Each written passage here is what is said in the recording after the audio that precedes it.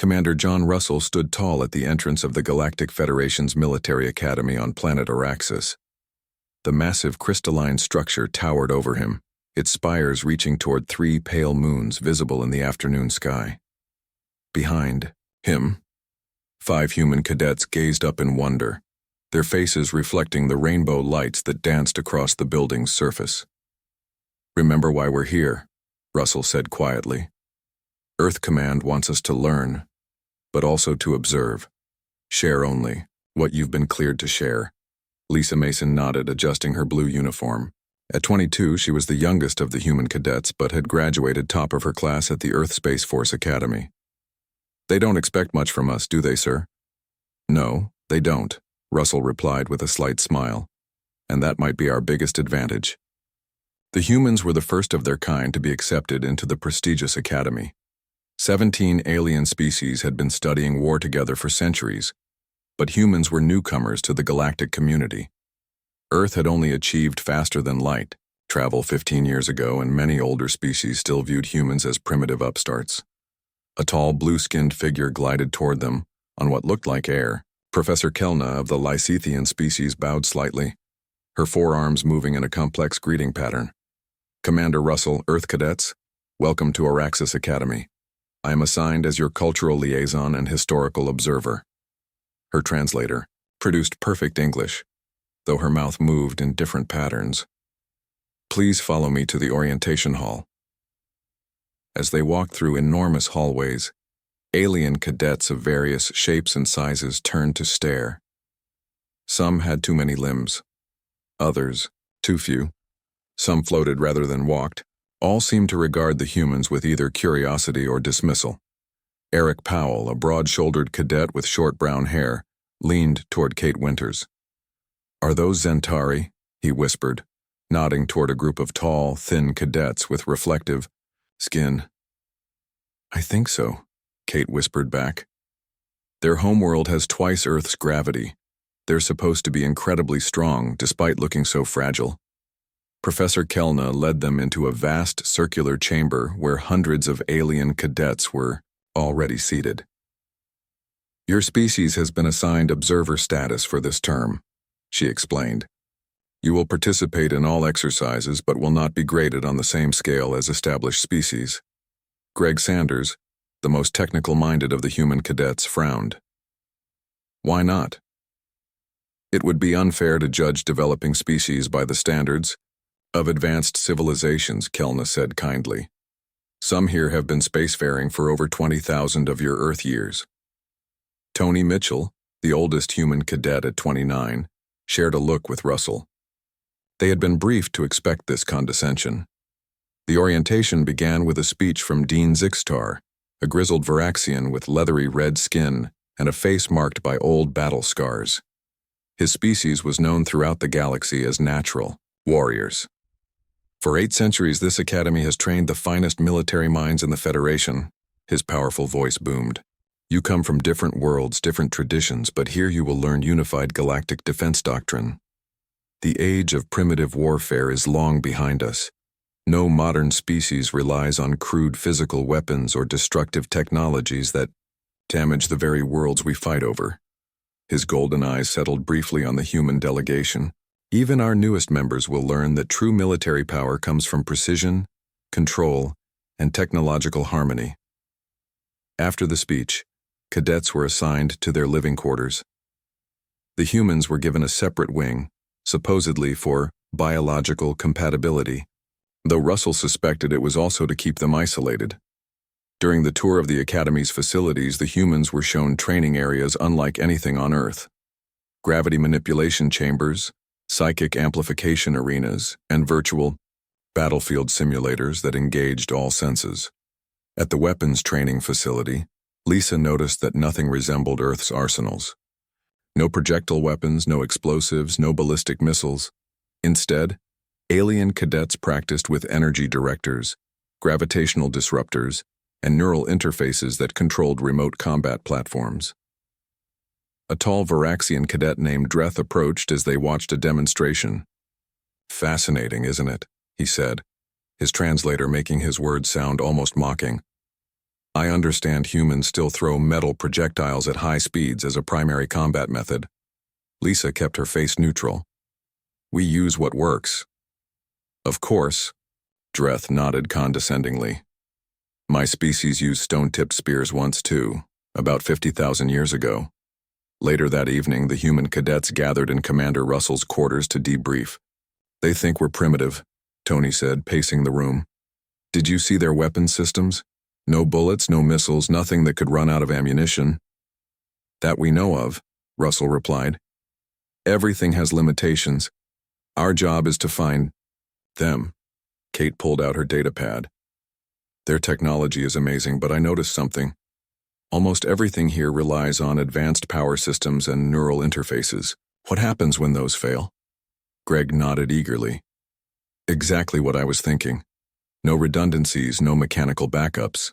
Everything is dependent on their advanced tech working perfectly. Earth Command suspected this, Russell said. The older species have evolved beyond what they call crude warfare. They've forgotten the basics while developing incredible specialized technology. So what's our strategy, sir? Eric asked. Russell looked at each of his cadets. Learn everything. You can about their capabilities. Share only what you've been authorized to share about ours. Let them think we're playing catch-up. Lisa frowned. They're going to keep underestimating us, aren't they? People who underestimate their opponents make mistakes, Russell said with a small smile. And if there's ever real trouble, they'll learn quickly that humanity never put all its eggs in one technological basket. The humans didn't know it yet, but their first real test would come sooner than expected. 3 days later, Professor Kelna announced the first practical exercise, the traditional weapons exhibition, where each species would demonstrate their ancestral combat methods. The aliens expected an amusing historical curiosity from the humans. They had no idea that what humans considered traditional was still very much in active use. As Russell dismissed his cadets for the night, he thought about the limited demonstration he'd been authorized to show. Just enough to satisfy curiosity without revealing too much. After all, in a galaxy where warfare had become highly specialized and dependent on advanced technology, humanity's primitive approach of maintaining and perfecting multiple combat methods across technological levels might be their greatest strategic advantage. As the humans prepared for sleep in the strange alien environment, ships from 17 species orbited peacefully overhead. None of them realized that the arrival of this seemingly primitive species would soon challenge everything they thought they knew about warfare. The day of the traditional weapons exhibition arrived. The Academy's largest training hall had been transformed into a showcase arena. 17 different display areas formed a circle around the central demonstration floor. Each area represented one of the member species of the Galactic Federation. Commander Russell and his 5 cadets stood at their assigned station, which was noticeably smaller than the others. The humans had brought several sealed cases from their ship. Greg Sanders checked the locks one last time while Lisa Mason reviewed their presentation notes. Remember, Russell said quietly, show only what's on the approved list. Basic firearms only. Eric Powell nodded. Yes, sir. Nothing fancy. The exhibition began with great ceremony. Dean Zixtar addressed the gathered cadets and instructors from the center of the floor. This event honors our diverse paths to modern warfare, the Varaxian announced. Before we became a unified galactic community, each species developed unique ways to wage war. Understanding these roots helps us appreciate how far we've advanced together. First to demonstrate were the Arthosians, 6-limbed beings with silvery skin. They displayed ancient sonic resonators that could shatter solid objects by finding their natural frequencies. Though thousands of years old, the technology still looked advanced to human eyes. The Zanari followed, showing quantum field manipulators that could alter the probability of events within a small area. Our ancestors used these to make enemy weapons malfunction, explained their representative. This is the foundation of our modern probability warfare. Each demonstration grew more impressive. The Varaxians proudly displayed neural disruptors that could disable enemy nervous systems without physical contact. The Lysithians showed psychic amplifiers that boosted natural telepathic abilities, to influence enemy decisions. Throughout it all, Professor Kellna took detailed notes, occasionally glancing at the human station with what seemed like pity. And now, Dean Zixtar announced after 16 species had finished, "Let us welcome our newest members to share their heritage." All eyes turned to the human station. Commander Russell stepped forward with Greg Sanders beside him. "Thank you for including Earth in this important cultural exchange," Russell began. "Unlike most species here, humans developed along a different path. We focused primarily on kinetic energy weapons, using physical objects propelled at high speed." A murmur ran through the crowd. Such primitive technology was considered ancient history to most species present. Greg opened one of the cases and carefully removed an ordinary handgun. The alien cadets leaned forward with curiosity, as if examining a museum piece. "This is a standard sidearm," Greg explained. "It uses a controlled chemical reaction to propel a small metal projectile. Effective. Range is about 50 meters with reasonable accuracy." He turned toward the provided target area and fired 3 shots. The sound echoed sharply in the hall, causing several alien cadets to flinch. 3 holes appeared in the center of the target.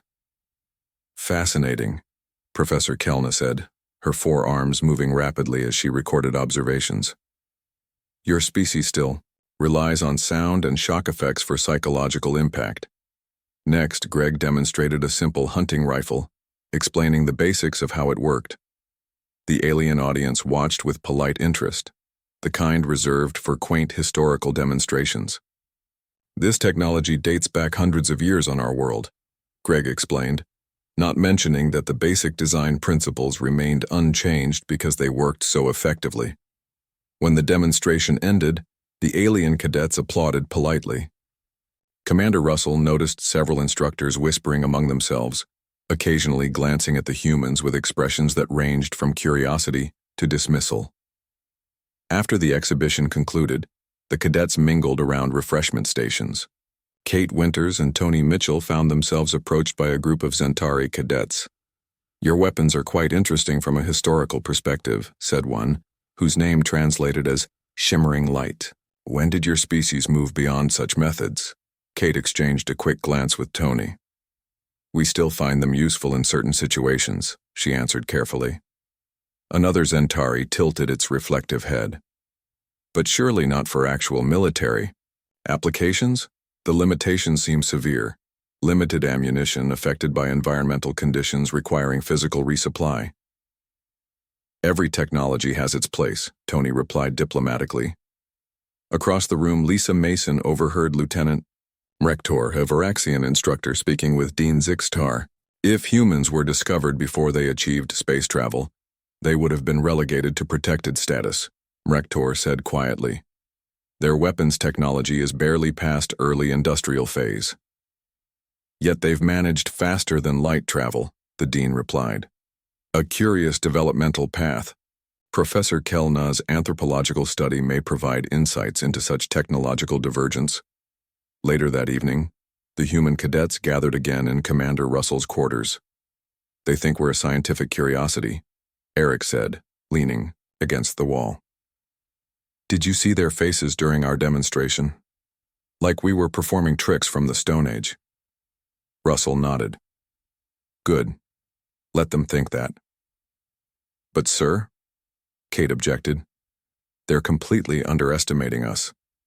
The Zentari asked me if we'd abandoned physical weapons yet, as if it's an inevitable evolutionary step." "It's not about the technology," Russell explained. "It's about their assumptions. They believe we're following the same development path they took, just centuries behind." Greg opened his datapad, showing scans he'd taken during the exhibition. "Their traditional weapons are all incredible, but I noticed something. Every species followed basically the same pattern. They developed energy manipulation rather than physical force." "Exactly," Russell said. "They see technological development as a linear progression. Physical weapons give way to energy weapons, which give way to field manipulators and psychic technology. But humans didn't follow that path." Lisa looked thoughtful. "We developed all those approaches simultaneously. We still use physical projectiles alongside lasers, alongside EMP technology, alongside everything else. That's humanity's advantage, Russell agreed. We never abandoned any effective technology. We kept refining everything that worked. Tony picked up a small metal object from the table, a simple mechanical compass. They don't even carry backup navigation tools that don't require power. Everything they have is integrated, advanced, and vulnerable to the right countermeasures, Russell finished. Remember that when the combat simulations start next week. As the human cadets prepared for bed, news of their quaint demonstration spread throughout the academy. Alien instructors adjusted their teaching plans, preparing to help these primitive newcomers understand modern warfare concepts. Some felt genuine sympathy for the humans, believing they must feel overwhelmed by the advanced technology surrounding them. None of them suspected that Commander Russell had followed his orders perfectly. The weapons they'd shown were indeed centuries old in design, but not because humans had moved beyond them. Rather because some technologies reached such perfect efficiency that reinvention became unnecessary. The humble firearms they'd demonstrated remained in active service alongside energy weapons, drone swarms, and electromagnetic systems. The first test would come sooner than expected. The next day, Academy officials announced the upcoming crisis simulation, a practical exercise where mixed-species teams would face unexpected challenges. As Russell reviewed the announcement, he allowed himself a small smile. This would be their first real opportunity to show that humanity's approach to warfare wasn't primitive at all, just different in ways the galaxy hadn't yet learned to appreciate. The Academy buzzed with excitement on the morning of the crisis simulation. Cadets hurried through crystalline hallways, checking assignments on their data tablets. The simulation was famous throughout the galaxy, a practical test that challenged cadets to handle unexpected emergencies while working in mixed-species teams. Kate Winters found her name on the main display board, assigned to Team 7. She scanned the other names and recognized only one. Dreth, the Varaxian cadet who had mocked human weapons. The other three teammates were from species she barely knew: a Zentari named Luminous Path, a six-limbed Arthosian called Tikrath, and a floating jellyfish-like Medusan named Wavelength. Quite the collection of talent you've been assigned with, Commander Russell said, appearing beside her. The Academy deliberately mixes species to test cooperation under pressure. Dreth doesn't think much of humans, Kate replied. Russell nodded. Then this is your chance to change his mind. Remember, you're training. Across the Academy, the other human cadets received similar assignments. Each was the only human on their team. Lisa Mason joined a group specializing in evacuation operations. Eric Powell was assigned to a defensive team. Greg Sanders and Tony Mitchell each joined tactical response units. Kate made her way to simulation, Chamber 7, a massive room with walls that could project any environment. Inside, her teammates had already gathered. Dreth stood tall, his red skin gleaming under the lights. He acknowledged Kate with a slight nod. Our human colleague arrives, he said. I am team leader for this exercise. Kate kept her face neutral. Looking forward to working together. Professor Kelna entered the chamber carrying a small device. Team 7, your scenario will begin momentarily. You are assigned to protect a mining colony on the moon Veros. The colony faces two threats: an incoming asteroid swarm and raiders who may use the chaos as cover for an attack. The professor activated her device, and suddenly the room transformed. The blank walls disappeared, replaced by a rocky landscape under a purple sky. In the distance, a small colony of domed buildings nestled against a cliff. Above, dozens of dark shapes moved across the stars, the approaching asteroids. You have access to standard emergency equipment, Kelna explained as storage containers appeared nearby. The simulation begins now.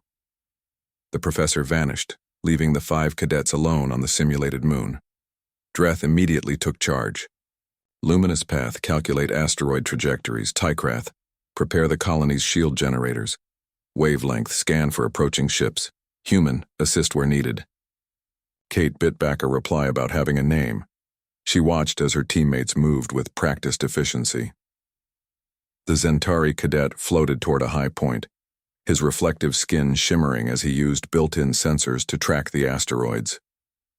The Arthosian moved on 6 legs toward the colony, while the Medusan's translucent body pulsed with light as it scanned for threats.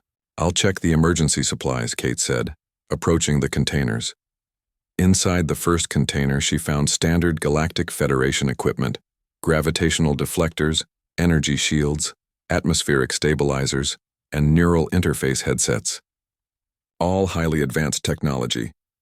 Kate had just finished inventorying the supplies when a shout came from Luminous Path.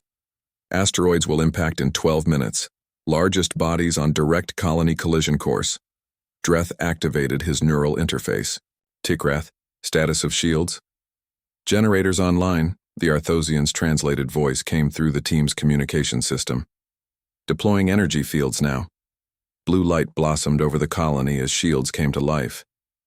Kate watched as smaller asteroids began striking the shield, creating ripples of energy. Then Wavelength's voice cut in urgently. "Ships detected. 3 raider vessels approaching from behind the moon's shadow."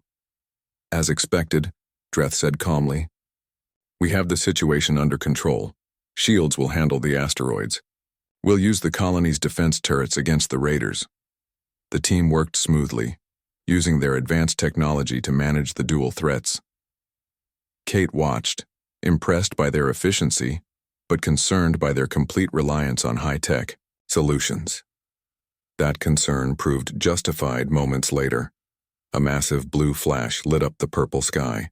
Suddenly, all electronic systems went dead. The shields collapsed. The neural interfaces disconnected. Even personal devices stopped working. "Electromagnetic pulse," Dreth shouted, his calm demeanor cracking. "The raiders deployed an EMP weapon." Chaos erupted among the team. Without their technology, they seemed lost. "Shields down, asteroids incoming in 7 minutes," Luminous Path called, his voice tight with stress. "Defense systems offline," Tikrath reported. "Colony completely vulnerable." Dreth turned to Kate, his expression showing genuine worry for the first time. "Human, does your species have experience with such situations?" Kate nodded, already moving toward the supply containers. "We call it going analog. First rule when technology fails, use what can't be disabled." She dug through the containers, pushing aside the useless advanced devices. At the bottom, she found basic emergency supplies: manual tools, mechanical devices, and chemical flares. "Tikrath, how many colonists in the habitat domes?" Kate asked. 412, the Arthosian answered. "We need to move them to the mine shafts," Kate decided. "The rock will provide better protection than the domes." "Without power, the colony transportation systems won't work," Wavelength objected. "Then we walk," Kate said simply. "Luminous Path, which asteroids pose the greatest threat?" The Zentari pointed to 3 large objects visible in the sky. "Those will hit the main dome area directly." Kate nodded and turned to Dreth. "We need to redirect those 3. The smaller ones, the colony, might survive." "Redirect them how?" Dreth demanded. "All deflectors are offline." Kate pulled out manual drilling equipment and containers of chemical explosives from the emergency supplies.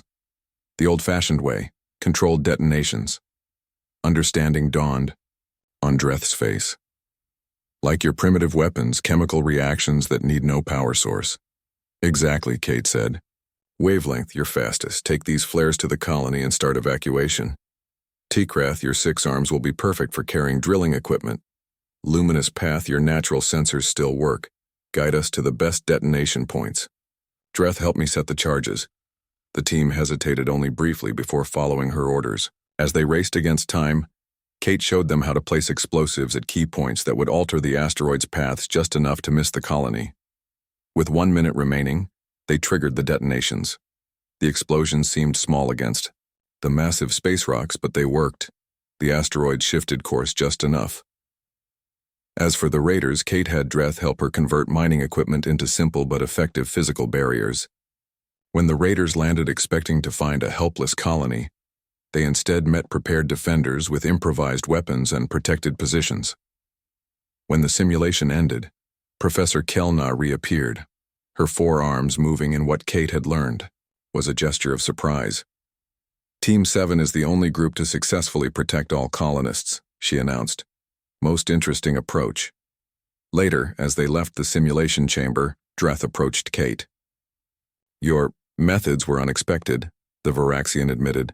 When our technology failed, I believed the scenario unwinnable. Kate smiled. Humans learn early that technology can fail. That's why we never stopped practicing the basics. As the cadets dispersed, Professor Kelna made notes on her tablet. Across the academy, similar scenes were playing out as the other human cadets demonstrated their adaptability in their own simulations. In his office, Dean Zix-Tar reviewed the simulation results with growing concern. Something about these humans and their approach to warfare required further investigation. Perhaps their primitive methods deserved more serious study after all. News of the simulation results spread quickly throughout the academy. In the days that followed, the human cadets found themselves the center of unexpected attention. Alien students who had previously ignored them now approached with questions. Instructors who had dismissed human methods now watched them with careful eyes. Commander Russell was summoned to Dean Zix-Tar's office one morning. The dean's chamber was large and sparse, with only a few personal items displayed on shelves, relics from Varaxian military campaigns. Commander, the dean said, gesturing to a seat, the faculty has been discussing your cadets' performance in the simulations. Russell sat down, keeping his expression neutral. I hope they met academy standards. Dean Zix-Tar made a sound that might have been a laugh. Standards? They broke every convention of modern tactical doctrine, yet achieved their objectives, when more advanced approaches failed. He leaned forward. The faculty is curious. We request a more comprehensive presentation on human military methods. Russell nodded slowly. This was the opportunity Earth Command had hoped for. I would be happy to arrange that, with permission to share additional information from my superiors. 3 days later, the Grand Lecture Hall was filled to capacity. Every instructor and senior cadet had gathered. Commander Russell stood at the center with all 5 human cadets beside him. Behind them was a sealed container that had been brought from their ship that morning. Dean Zix-Tar opened the session. Recent events have highlighted gaps in our understanding of human military development. Commander Russell will provide clarification. Russell stepped forward. Thank you, Dean. There seems to be a misunderstanding about human weapons and tactics. You've assumed that because humans still use kinetic weapons, we never developed beyond them. He paused. The truth is, we never abandoned them. A murmur ran through the crowd. Russell continued. Humans don't see technology as a linear progression where new discoveries replace old ones. Instead, we view every effective tool as worth preserving and refining alongside new developments. He nodded to Tony Mitchell, who opened the sealed container. Inside were dozens of objects arranged carefully in layers. What you saw in the traditional weapons exhibition was limited, deliberately so. Today, with permission from Earth Command, I'll show you a more complete picture of human military capability. Tony removed a simple bow and arrow set. This design is thousands of years old, he explained, but modern materials make it powerful enough to penetrate standard energy armor at close range because it has no energy signature to block. Next came a series of small metal devices. Greg Sanders held them up. Mechanical traps and triggers. No electronics, no power source, impossible to detect with standard scans. Lisa Mason demonstrated compounds that, when mixed, created smoke, fire, or adhesive barriers, all without technology that could be disrupted. Each demonstration built upon the last. The alien audience watched with growing discomfort as the humans revealed weapon after weapon that operated on principles their defenses weren't designed to stop. But humans have advanced technology too, Eric Powell added, showing energy weapons and electronic systems. The difference is we use both. Our doctrine doesn't abandon effective methods just because they're old. The most dramatic moment came when Kate Winters explained the human concept of mixed warfare. In any human military unit, you'll find weapons spanning thousands of years of development, from knives to neural disruptors all used together. She displayed a combat helmet with both digital targeting systems and manual backup sights. If the advanced technology fails, we can switch to basics instantly. Dreth, sitting in the front row, raised a hand. But maintaining proficiency in so many systems must be inefficient. It is, Kate agreed. Humans spend more time training with diverse weapons than any advanced species, but that apparent inefficiency becomes an advantage when facing enemies who rely on a single approach. Commander Russell took over again. The crisis simulation proved this point. When advanced technology is neutralized, most galactic forces become helpless. Humans simply switch tactics and keep fighting.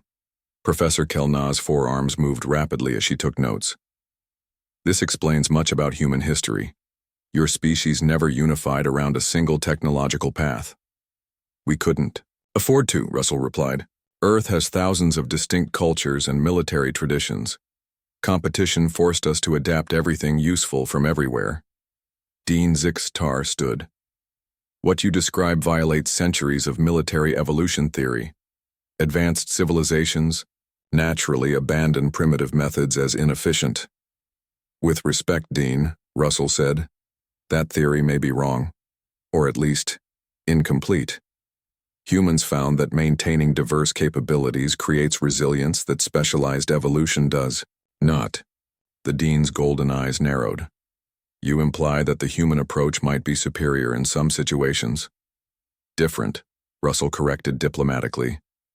Suited to different challenges. The demonstration continued with practical examples. The human cadets showed how they could transition seamlessly between energy weapons and kinetic alternatives as conditions changed. They demonstrated backup systems for every critical function.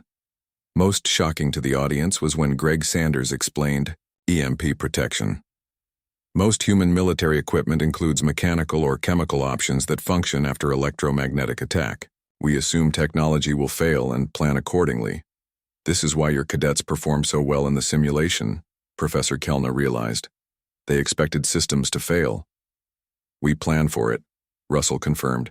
Humans call it Murphy's Law. Anything that can go wrong will go wrong at the worst possible moment. As the presentation concluded, the lecture hall remained silent. Dean Zixtar finally spoke. I believe we have much to reconsider about human military potential. Later that evening, the human cadets gathered again in Russell's quarters, jubilant about the day's events. Did you see their faces? Eric laughed. When you showed them the chemical launcher that works underwater? Lisa nodded. Or when Tony explained about backup communication using reflected light? I thought Professor Kelnah was going to fall over. Commander Russell raised a hand for quiet. Today went well, but don't get overconfident. We've changed how they see humans, but that brings new challenges. What do you mean, sir? Greg asked. They no longer underestimate us, Russell explained. Now they'll start watching us more carefully, analyzing everything we do. Some will want to learn from us. Others will see us as a potential threat. What happens next? Kate wondered. Earth Command anticipated this moment, Russell said. Phase 2 begins now. Controlled knowledge exchange. We learn their advanced techniques. They learn our redundant systems approach. Tony looked thoughtful. Do you think they'll actually change their military doctrine? They've been doing things their way for thousands of years. Russell glanced at the message pad on his desk, which had been blinking since the demonstration ended. 17 urgent.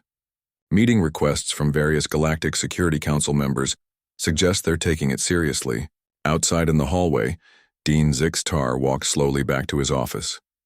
The demonstration had been troubling in ways the humans couldn't understand. For centuries, the Galactic Federation had classified species based on technological development, paths. Humans had just revealed that such classification might be fundamentally flawed. More concerning was a simple question. If humans had developed such a resilient approach to warfare while still relatively isolated on their home planet, what other surprises might they bring to galactic society? The final weeks of the term brought dramatic changes to the Academy. Humans were no longer ignored in hallways or dismissed in classrooms.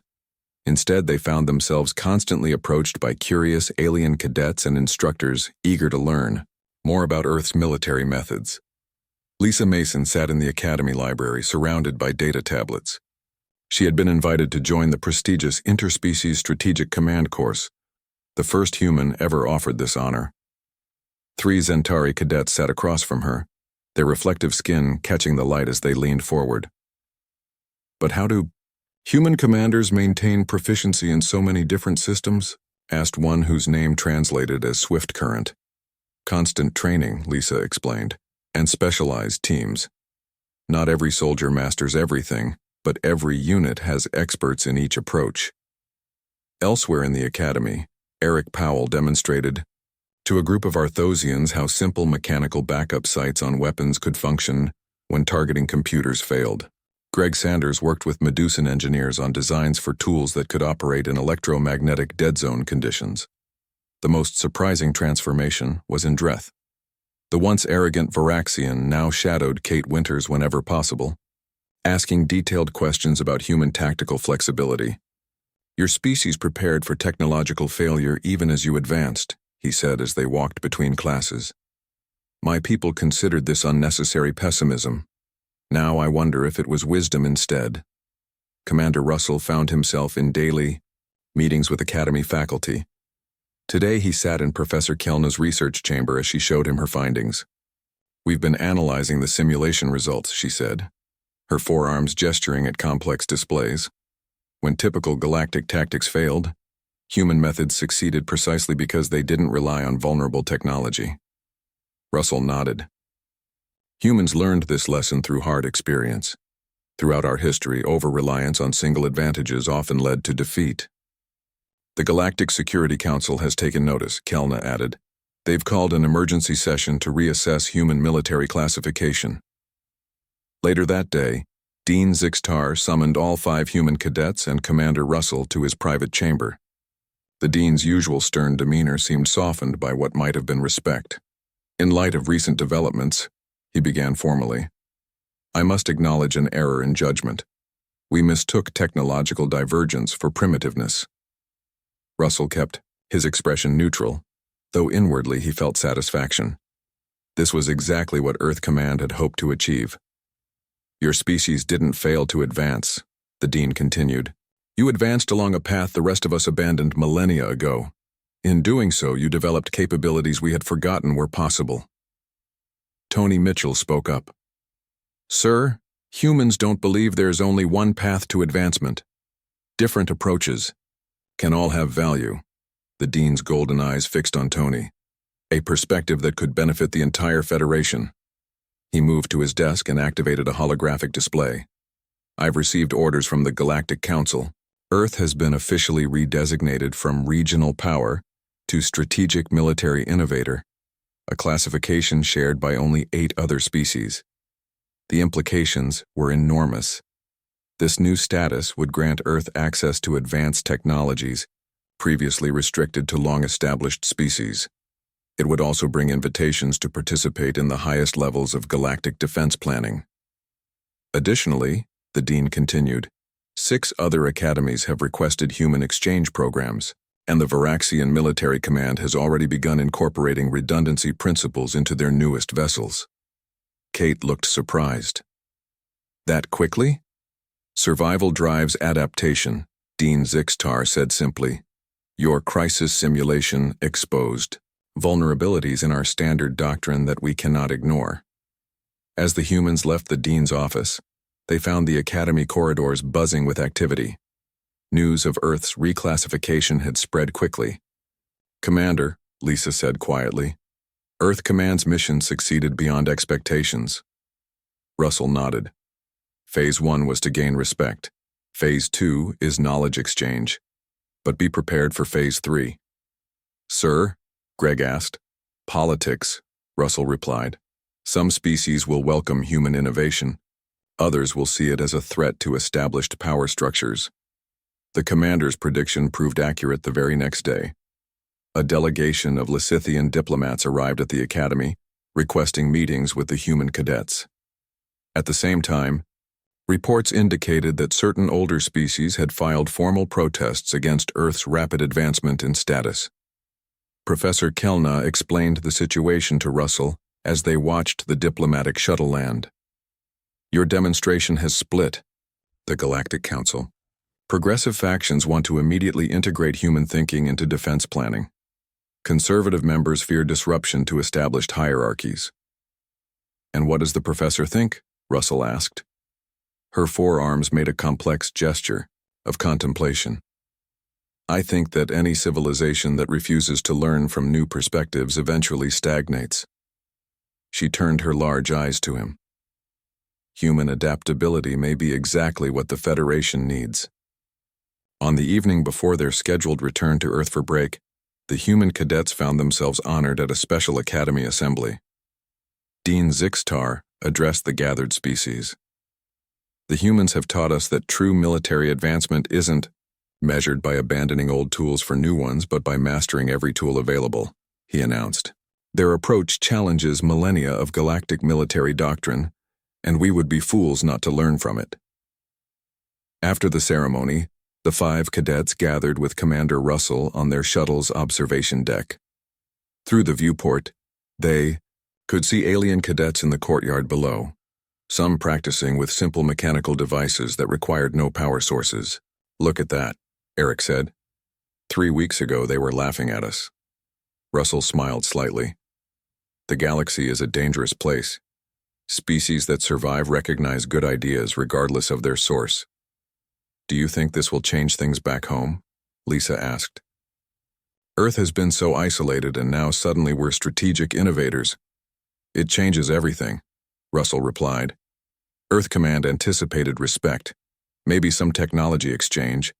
Instead, we've reshaped galactic military thinking. Tony nodded toward the message terminal nearby, which displayed hundreds of incoming communications. Every military academy in 3 sectors wants Earth instructors now. And most surprising of all, Kate added, is how quickly they've embraced the concept of redundancy. The Zentari are already redesigning their ships with mechanical backup systems. As the cadets continued discussing the implications, Commander Russell stepped away to look out at the stars. The mission had succeeded far beyond Earth Command's expectations. Humans had arrived as curiosities and would leave as respected equals, perhaps even leaders in certain fields. He thought about the weapons demonstration that had changed everything. The aliens hadn't been shocked by the technology itself, but by the philosophy behind it. Never abandon what works, never rely on a single approach, always plan for failure. In the courtyard below, Dean Zixtar was now personally demonstrating a simple pulley system to a group of fascinated cadets. Technology that required no power source, couldn't be hacked, and would function in any environment. The galaxy was learning what humans had known all along.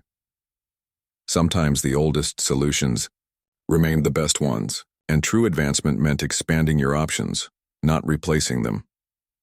As their shuttle prepared for departure the next morning, Tony asked Commander Russell if their mission had been successful. Russell smiled, watching the alien cadets still practicing with simple mechanical devices in the courtyard. More successful than Earth Command could have hoped. They've stopped laughing at our weapons and started fearing them instead.